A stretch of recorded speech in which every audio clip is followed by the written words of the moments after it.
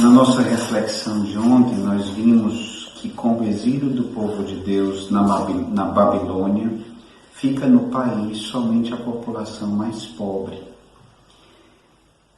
O povo de Deus é despojado dos seus bens mais preciosos, a terra, o templo, as suas riquezas, todo o material de ouro que eles tinham, e passa por uma grande purificação. Os únicos remanescentes do povo de Deus são exatamente os mais pobres. E eles se tornam a única e maior riqueza daquela terra e daquele povo, os mais pobres. Eles são conhecidos como os Anauim, os pobres de Javé, o resto de Israel. Mas é desse resto que Deus reconstruirá a vida do povo depois da volta do exílio. São os humildes, aqueles que têm consciência dos próprios limites, da própria condição, não somente material, mas existencial de pobreza. Os Anauim confiam no Senhor, sabem que dependem dele. O Papa Francisco, em 2014, escreveu uma mensagem aos jovens sobre a bem-aventurança dos pobres em espírito. E ele buscou responder à pergunta: como fazer com que a bem-aventurança dos pobres em espírito se transforme em um estilo de vida concreto na existência dos jovens, mas poderíamos dizer de cada um de nós.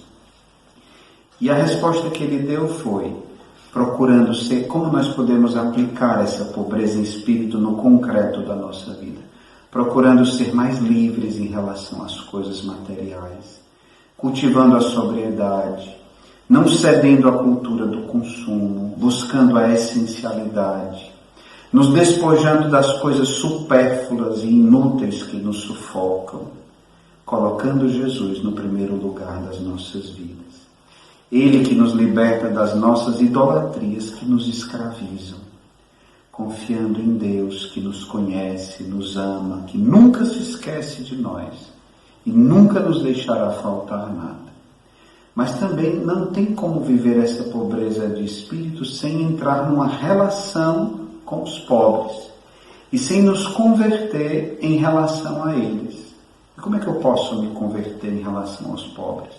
Cuidando deles, sendo sensíveis às suas carências espirituais e materiais.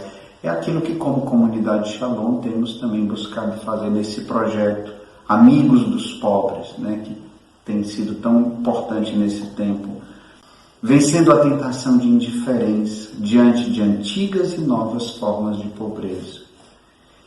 Devemos também, diz o Papa, aprender a estar com os pobres, não nos limitando somente a pronunciar belas palavras sobre eles, mas encontrando-os, fixando os nossos olhos nos olhos deles, como Jesus fez com o leproso no Evangelho de hoje, e como São Francisco fez também com um leproso séculos depois.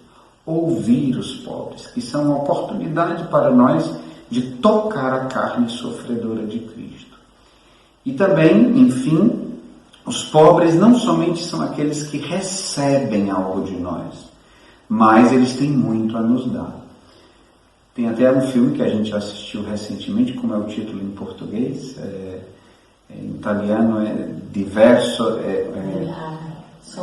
Somos todos iguais, que mostra exatamente isso, um pobre que se torna instrumento da transformação na vida de outras pessoas. Quem não assistiu vale a pena, não é querendo fazer propaganda de um filme, mas assim, como o pobre pode se tornar instrumento de transformação na minha vida.